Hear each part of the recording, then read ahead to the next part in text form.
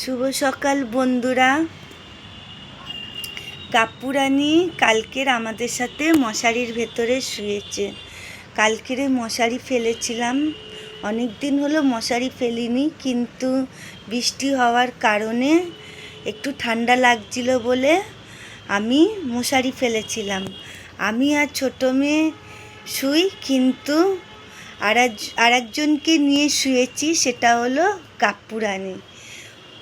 ওই দেখুন কাপ্পুরানির অবস্থা দেখুন। কালকেরে শুয়েছিল,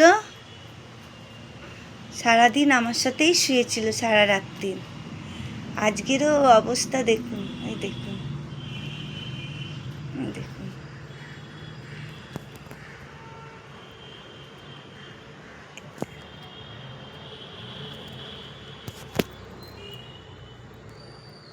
বালিশে মাথা দিয়ে শুয়েছে। ও অবাক হয়ে ভাবছে যে এই মশারির ভেতরে কি জিনিস, এটা মশারিটা কি জিনিস, মশারির ভিতরে মানে শোবো, এইটা মানে ও খেলা পেয়েছে একটা, খেলছে, খালি খেলছে। কালকে শুয়েছিল, সারা রাত ভালো ঘুমিয়েছে মশারির ভেতরে।